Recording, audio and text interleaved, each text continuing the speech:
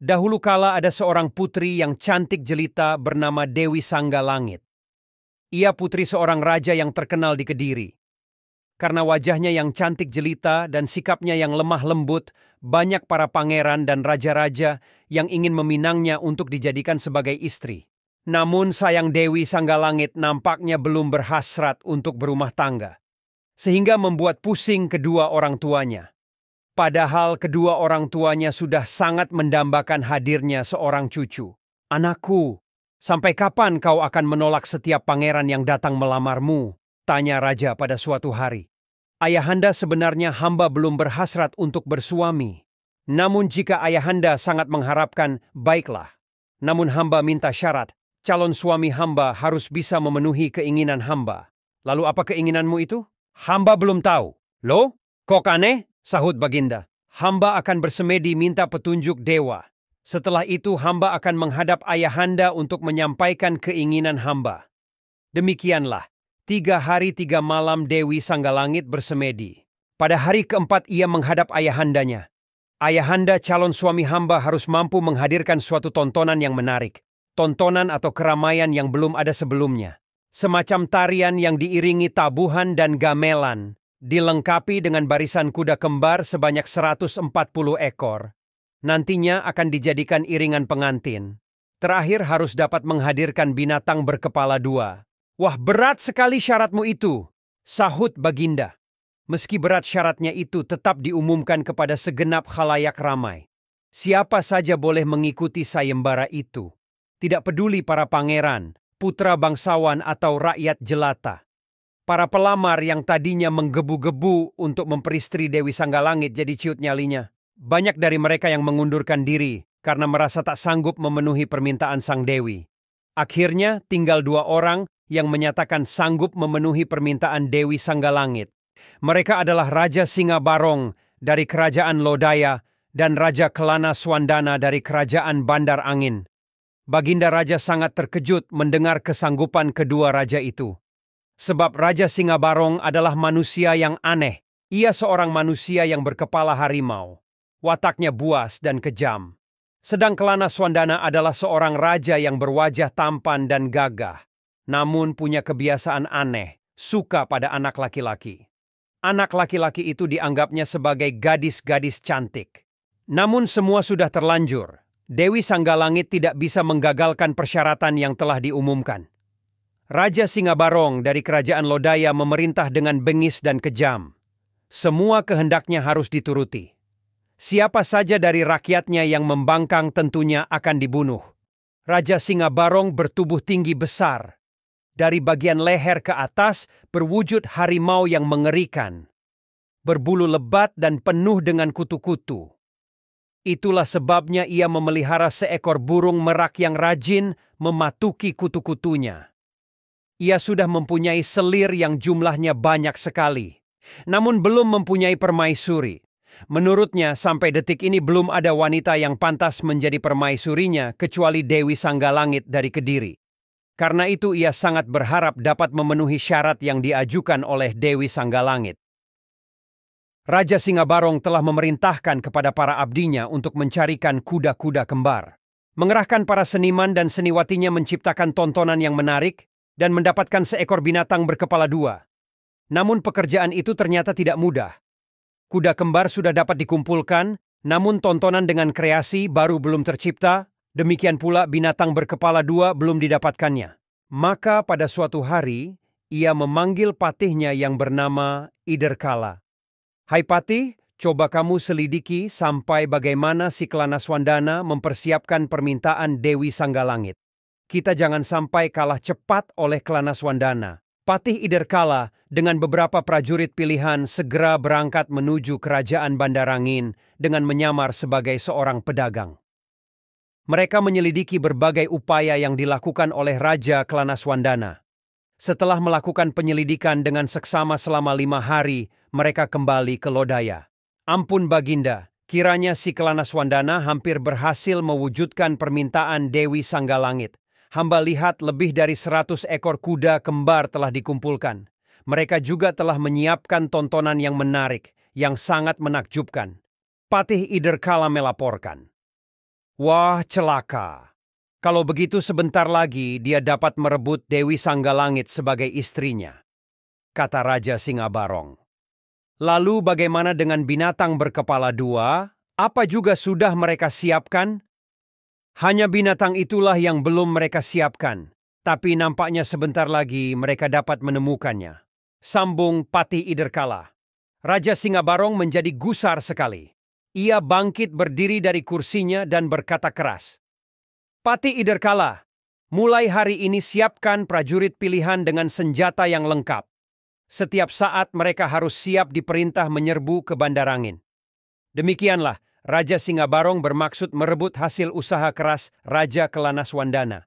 Setelah mengadakan persiapan yang matang, Raja Singabarong memerintahkan prajurit mata-mata untuk menyelidiki perjalanan yang akan ditempuh Raja Kelanaswandana dari Wengker menuju Kediri. Rencananya Raja Singabarong akan menyerbu mereka di perjalanan dan merampas hasil usaha Raja Kelanaswandana untuk diserahkan sendiri kepada Dewi Sanggalangit.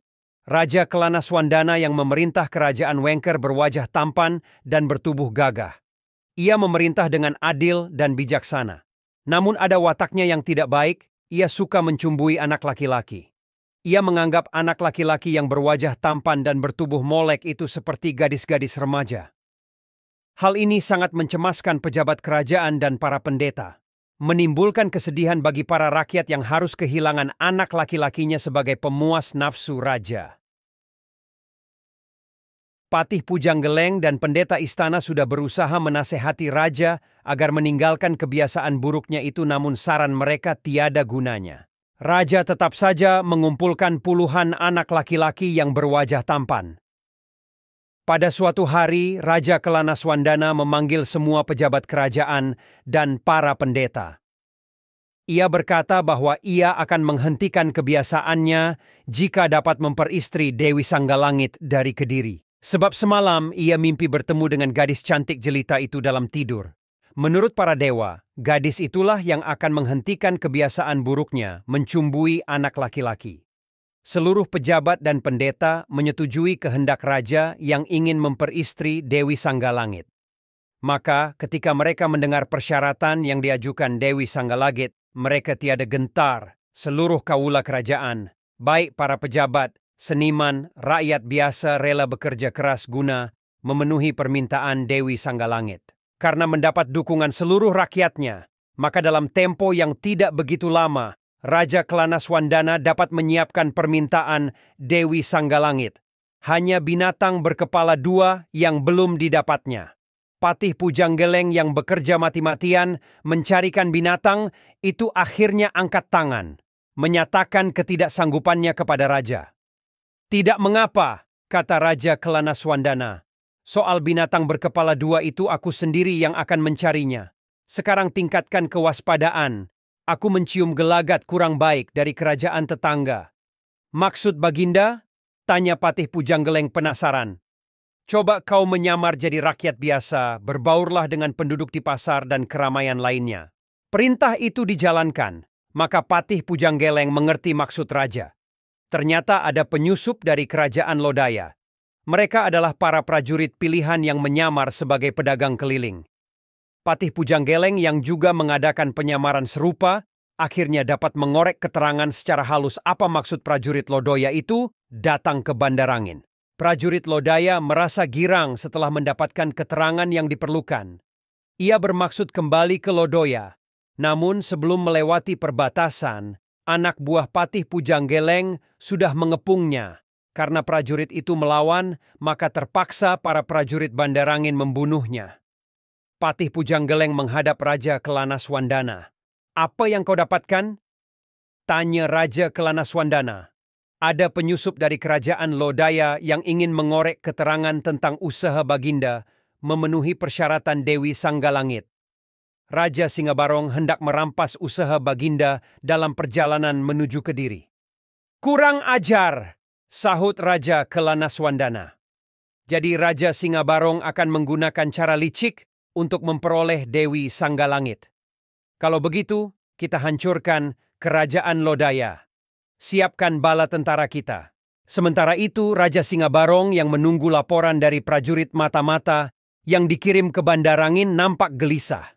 Ia segera memerintahkan Patih Iderkala menyusul ke perbatasan.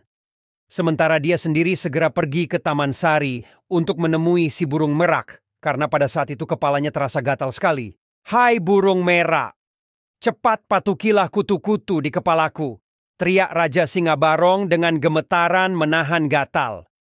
Burung merak yang biasa melakukan tugasnya segera hinggap di bahu Raja Singabarong, lalu mematuki kutu-kutu di kepala Raja Singabarong. Patukan-patukan si burung merak terasa nikmat, asyik, bagaikan buayan sehingga Raja Singabarong terlena dan akhirnya tertidur. Ia sama sekali tak mengetahui keadaan di luar istana, karena tak ada prajurit yang berani melapor kepadanya. Memang sudah diperintahkan kepada prajurit bahwa jika ia sedang berada di Taman Sari siapapun tidak boleh menemui dan mengganggunya. Jika perintah itu dilanggar, maka pelakunya akan dihukum mati. Karena tertidur, ia sama sekali tak mengetahui jika di luar istana pasukan Bandarangin sudah datang menyerbu dan mengalahkan prajurit Lodaya. Bahkan Patih Iderkala yang dikirim ke perbatasan telah binasa lebih dahulu karena berpapasan dengan pasukan Bandarangin.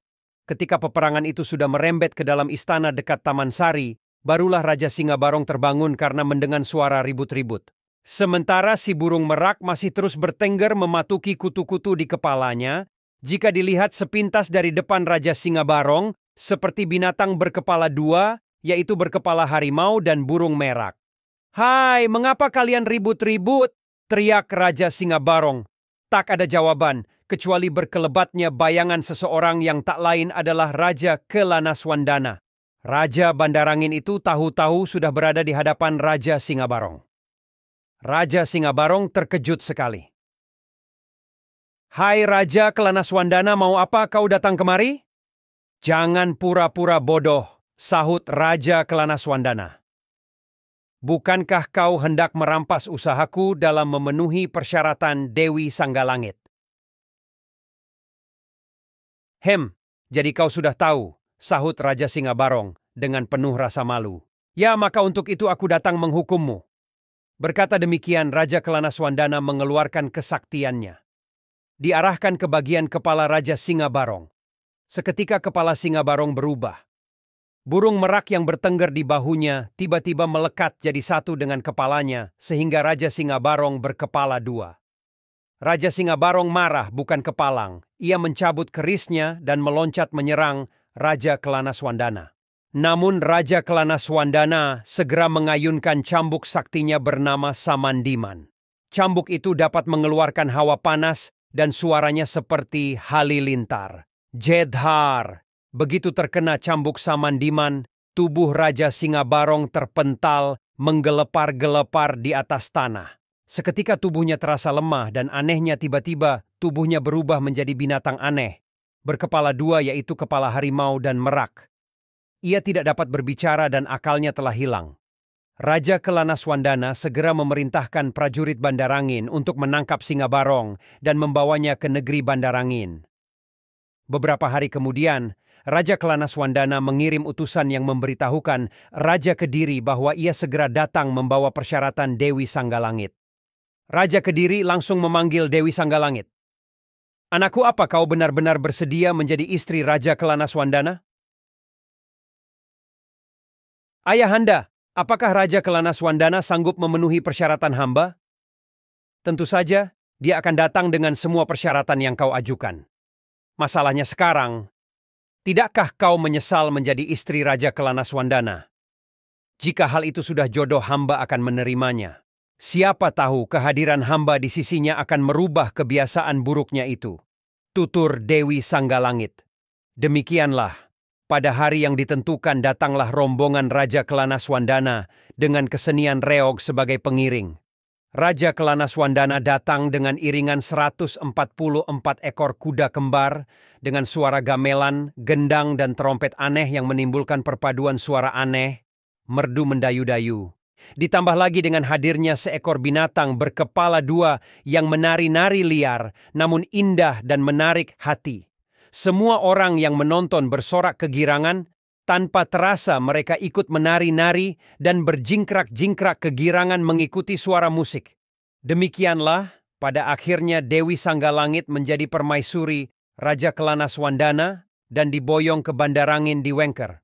Wengker adalah nama lain dari Ponorogo, sehingga di kemudian hari kesenian reog itu disebut Reog Ponorogo. Jangan lewatkan momen seru. Pastikan untuk memberikan like dan subscribe untuk mendapatkan konten terbaru dari kami. Jadilah bagian dari perjalanan kami. Berlangganan dan dukung channel kami dengan menyukai dan berbagi video-video menarik kami. Mari kita menjelajahi dunia bersama dan menemukan keindahan dalam setiap cerita yang kami bagikan. Terima kasih atas dukungan dan partisipasimu.